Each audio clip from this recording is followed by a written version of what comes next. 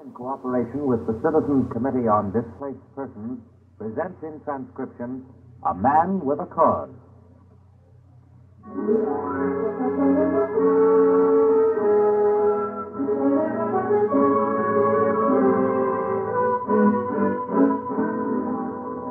A Man with a Cause, a true story about real people, with Aline McMahon and starring Henry Fonda.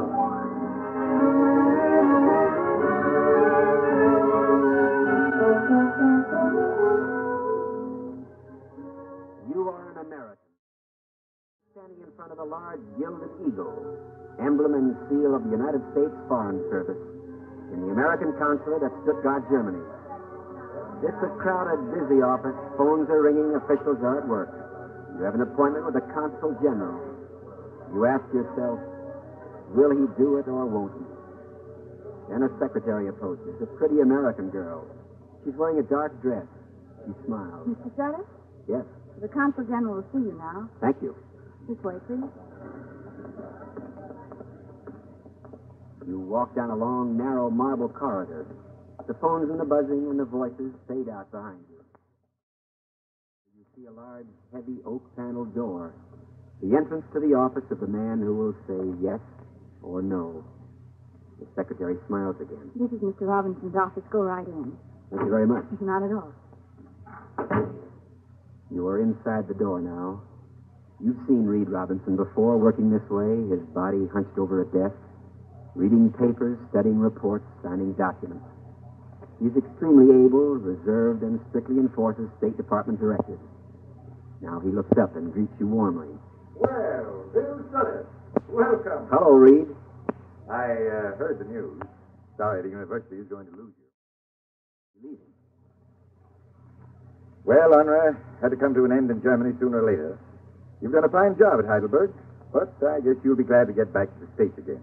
I do look forward to it. There's always one thing about leaving Europe, the joy of returning home and being with your own people again. Is that so?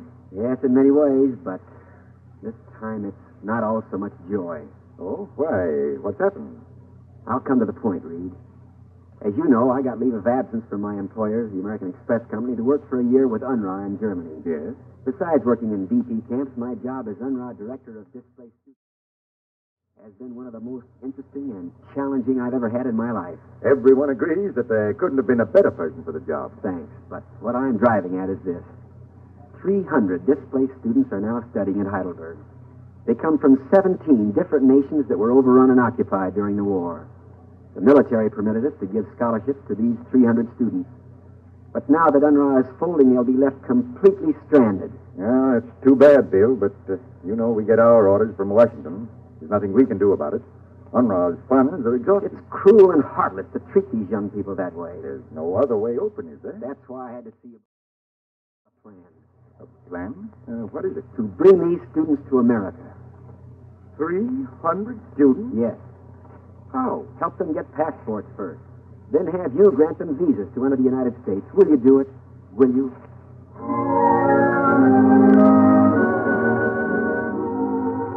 You sit there tense, staring at the consul general. Then suddenly you hear a burst of words pouring out at you. Diplomatically, of course. It can't be done. Washington wouldn't allow it. The immigration quotas are filled. Too many people are opposed to foreigners entering the country. There's a housing shortage in the state. They'll have no place to live. Besides, where would they get jobs? How would they support themselves? You grant them visas, how would they get to the state? They haven't any money. They couldn't pay for the passage. No, it's impossible. The whole idea is completely impractical.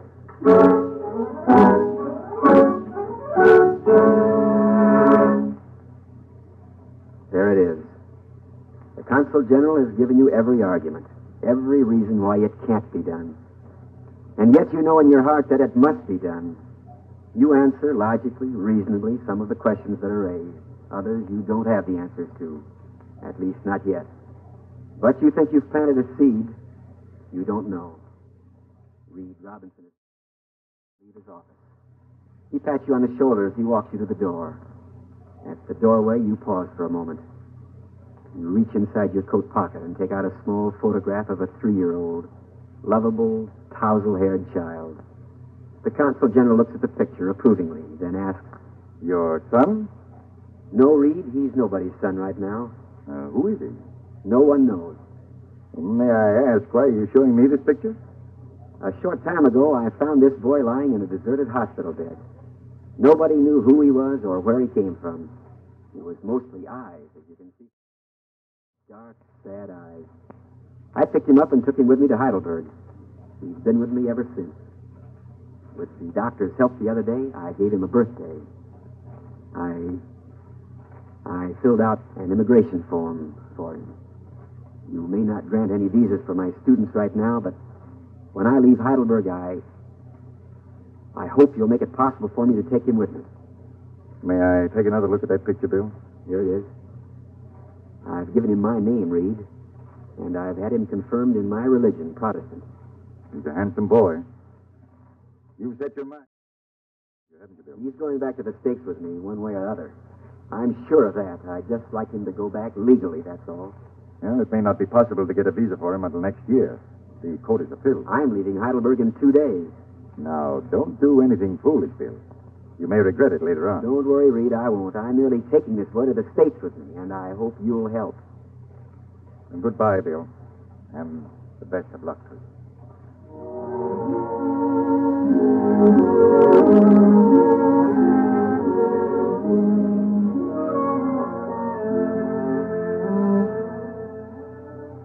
The return trip from Stuttgart to Heidelberg takes 2.5 hours. It's a cold March day, and the roads are gutted and frozen. Detours along the road are endless. But your open army truck with no top on it keeps bouncing along until you're back at the university. In your office, there's a log burning in the fireplace, and it helps to thaw out the coldness in your body. Hello, Bill. You up at the consul's office this afternoon? It is Ruth Prager who's come in. Ruth Prager, your assistant. A dynamic person with a wonderful understanding of people. She looks 32, but she tells everyone her real age, 49. One thing about Ruth, if she's ever disappointed about anything, she'll never let you know about it. Well, good heavens, Bill. What in the world happened? You look so dejected. I feel awful, Ruth. Everything's wrong. Everything's hopeless. I wish I had the answer. The answer to what? To why so many Americans are narrow-minded. Narrow-minded? Yes, Ruth, narrow-minded. Well, now, what's eating you, Bill? I just come from the consul's office at Stuttgart. I've heard him say that Americans fear the country will be overrun with foreigners. That if displaced persons are allowed to enter, they'll cause an excess labor market. Why, he practically admitted to me that Americans aren't willing to act like decent Christians towards these people who lived through 5 years of torture and misery in DP camps and concentration camps. Ruth, I refuse to believe it's the American spirit to kick a person when he's down. Well, I'm sure it's not, Bill, but these aren't normal times. Now, we must have patience. Why don't people realize what America stands to gain if we open our doors? They won't take jobs away. Instead, they'll help fill existing labor shortages in America. Here, look at our records in the file. I know, Bill, I know. Here, look. Silva Mardi, age 19, factory worker. Eval Rosari, 32, teacher. His wife, Yuta, landscaping and horticultural specialist. And all these others, household workers, clerks, construction workers, machinists, language specialists, research workers, farmers, nurses, and babysitters. We have shortages in every one of these jobs in America today. I'm counting on you. Huh? What'd you say? I'm counting on you. The States in 2 or 3 days, I'm counting on you to take a trip to Washington. Talk to some senators and congressmen. How'd you know I was planning to do that? Were you? I certainly was. Good. Oh, that someone's at the door. Come in. Excuse me? Oh, it's all right, Irene. Come in. Excuse me, Mr. Sutherland. Prager. I just finished answering all the questions on the questionnaire you gave me. You answered all the questions? All of them. 103 questions. That's fine, Irene. We'll put it in the file. Mr. Sutherland, I know there are lots of waiting lists before me. But if there's a chance, if you get to America and there's a chance that I can come to America, please don't forget me, will you? I won't, Irene. I promise. Oh, thank you, Mr. Sutherland. Thank you. That's all right, Eileen. I'm sorry to be cruel. No, go ahead and cry. We understand.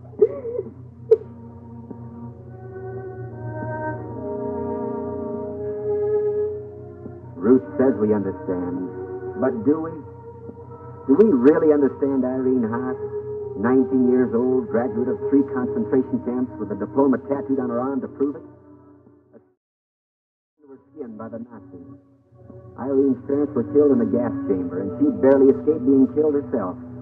When the American Army of Occupation freed her, she was one of 5,000 students who tried to enter the University of Heidelberg. She was lucky. She won her scholarship, she and 299 others. And now all the help we've given her is over. UNRWA's funds are exhausted. She will be left stranded here, stranded with 299 other displaced students, all of whom want to come to America, and none of whom America wants.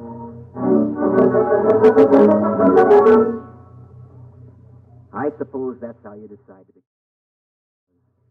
How you decide to do something to really help these people.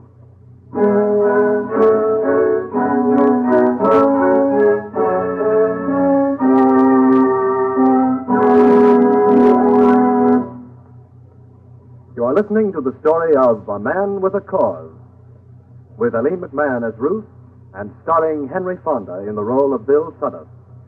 The names of all characters and places are real, and all the incidents are based on actual happenings. We continue now with Henry Fonda as Bill Sutter in A Man with a Cause.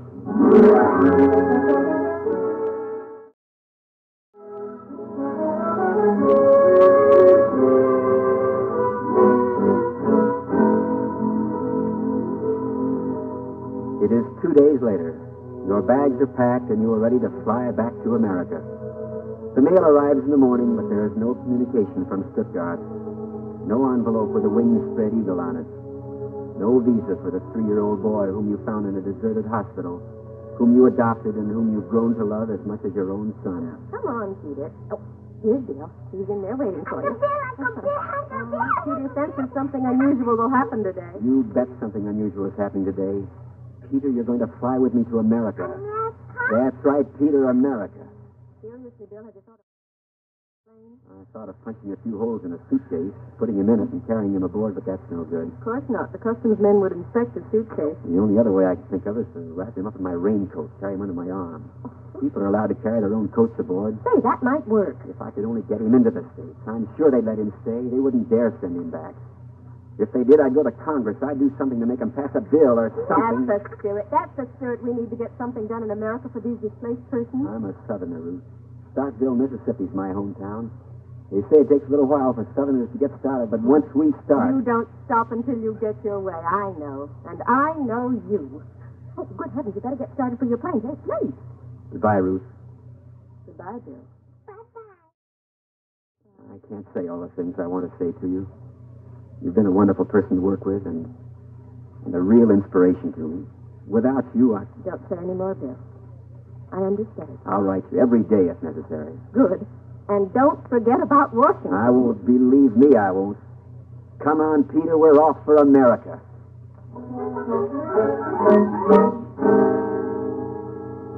But not yet. Something happens that you didn't expect. Outside, on the steps of the university, and on the campus beyond, 300 pairs of eyes look up at you. The eyes of 300 students who stand there in complete silence. You gulp. The impact and the meaning of your departure hits you like a sledgehammer. You recognize all these students. You know their names, everything about them.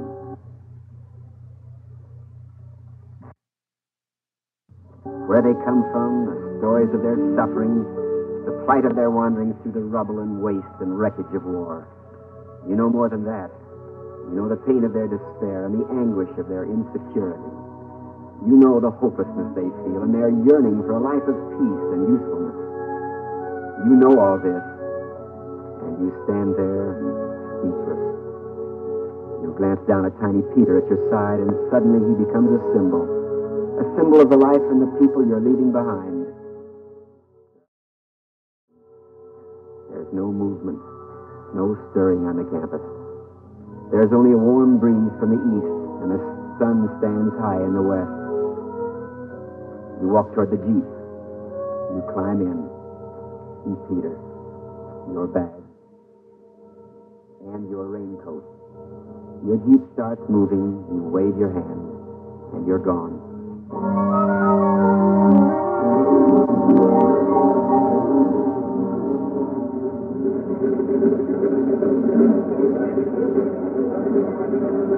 Flight 124, non-stop to New York. Departure in 10 minutes. Please check your baggage. Have your passports examined at window 3 before boarding the plane. Here, stand behind this wall, Peter, so no one sees us. Now listen very closely. This is important. Nothing must go wrong, so you've got to understand me and do exactly as I tell you. Look at the airplane, look! Yes, I know airplanes, but before I get you on it, you've got to listen to what I tell you. Now, I'm going to bundle you up in my raincoat and carry you under my arm. You're small enough so no one will notice you. That is, if you keep still and don't move and don't make any noise. Do you understand, Peter? Why you put cars, Pete, Uncle Bill? I'm putting my raincoat on you so no one will see you. Understand? You have no passport. You have no visa. You're with me, don't you? Yes, you need a passport to go to America, and you don't have one. Passport? Passport's a small book with your picture in it. Oh, it doesn't matter. You don't have one, so it's not important. That is, it is important, but it doesn't matter. Peter go on airplane? Yes, if you do exactly as I tell you. Here now. Let me bundle you up in this old raincoat. That's it. Now, don't kick, Peter. Don't kick and don't talk. Just let me carry you and we'll be all right. Okay. Here we go.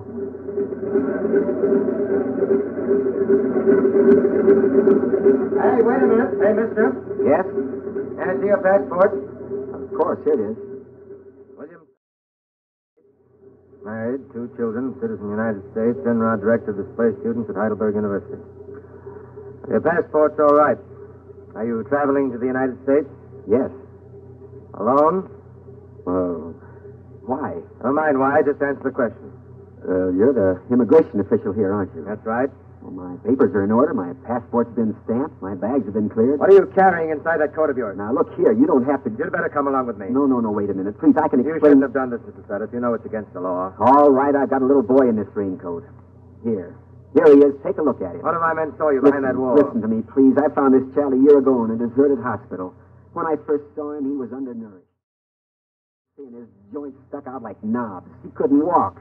He was too weak from hunger. He had no one to care for him. He had no parents, no relations. No one knew who he was or where he came from. I couldn't leave him there all alone, so I picked him up and took him with me. My job at Heidelberg is over now. I'm headed back to the States. I don't want to leave this boy alone over here. If I take him with me, I can give him a chance to grow up decently like my own children. He needs a passport. That may be, but more than that, he needs decent food and love and care and a chance to live the same as every other child. Don't cry, Peter. I can't let you take him aboard that plane. Please, you must understand. He means a great deal to me. Let me take him aboard the plane. He'll be no extra weight on the plane. He's only 30 pounds or so. Throw my baggage away. Let me take him instead of my baggage. He can't go through the gate without a passport. I tried to get one for him, but the quota's filled. I can't take my job if anyone finds out. Bill! Ruth! It came a few minutes after you left. The passport for Peter. You hear that? You hear that, officer? A passport for Peter. From Reed Robinson, from Washington, from the people of the United States. It's the first one. Come on, Peter. We're headed for a land that's going to give you a chance to live, a chance that you never had before.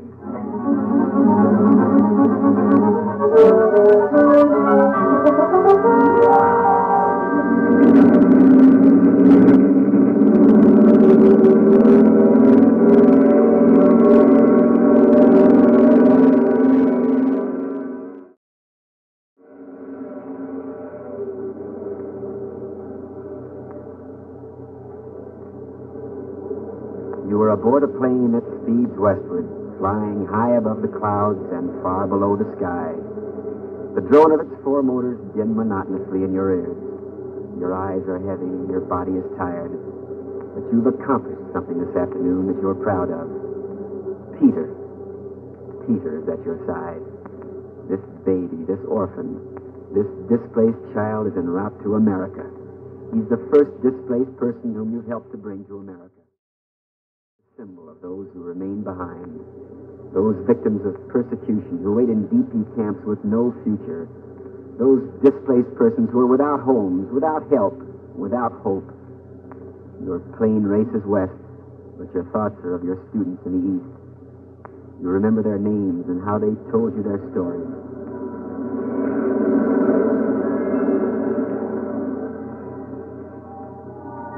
My name is Silva Mardist. I am 19 years old.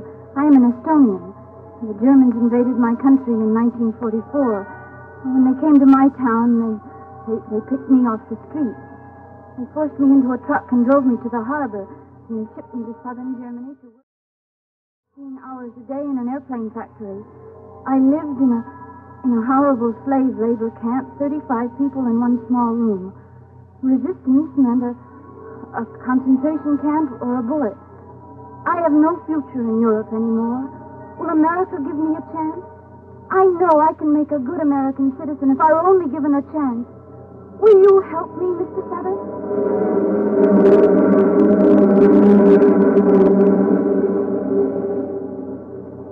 Stepan Tobaskis is my name.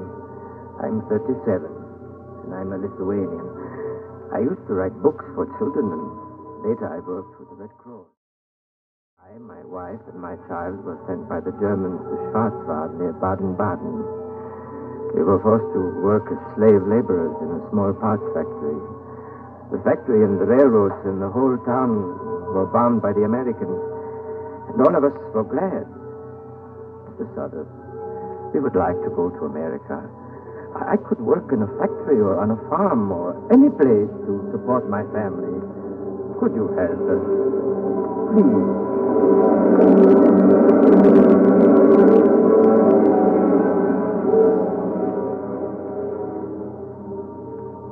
Irene Huss, and I'm 20 years old. I fought against the Germans.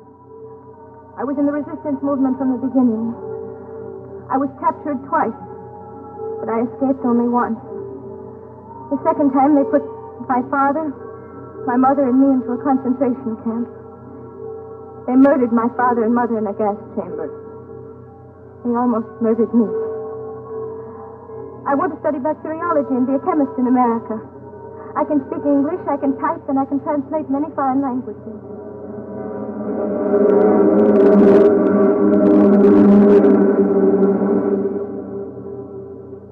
You are an American, and you are flying back home after spending a year with displaced students at Heidelberg. You know the stories of 300, and they are only a handful compared to the million displaced persons who are living in Europe, all of whom seek a new life in a new land. You think of America and what it can do when it makes up its mind. You think how Americans can manufacture 1 million planes, build 100,000 ships, and transport and supply 12 million soldiers on 5 continents in time of war. An overpowering task. You think of UNRWA, America's great humanitarian effort, which sent millions of tons of food and thousands of carloads of clothing to war-torn areas in time of peace. You think of all these tremendous accomplishments. Because America has not yet faced up to the simple problem of helping those people who have the greatest need to be helped, displaced persons. You have studied the facts. You know the figures. Displaced persons represent almost all religions. Some 80% are Christians of various denominations. 20% are Jews. More than half of the displaced persons are women and children. There are 150,000 children below the age of 17. Of these, 70,000 are under 6 years of age. Like Peter. We could do something to help these people. We could do something right now. In our Congress, there are 2 bills up for passage. 100,000 to 200,000 displaced persons, instead of the 400,000 that we're able to care for at the present time. But we must deal with reality. We must have immediate action. We must offer a haven and refuge to these people right now. Would you like to know what I did a few days after my plane landed in the United States? I flew to Washington and I saw my congressmen and senators. I wrote to other congressmen and to other senators. I told them what I saw, what I knew, what I felt. They listened and they promised support. You can do the same thing. You can write your congressmen and senators a simple letter explaining in your own words what you think, what you feel, what you want done about admitting displaced persons to America. Later, perhaps, bring in 400,000 displaced persons. But right now, let's really make an effort to relieve the suffering that's going on in Europe. Let's open up our hearts and be generous and considerate. Let's show the rest of the world that America is on the side of humanity, not only in thought, but in action. My fellow countrymen, will you join me in writing to your congressman? Will you? Please, it's very important. Oh, by the way, besides Peter, who came back to America with me, I worked pretty hard, and I've been lucky enough to get 55 of my 300 students into America. Everyone who's met them says, no question about it, they'll make fine Americans. Now my goal is to... And then 400,000 more.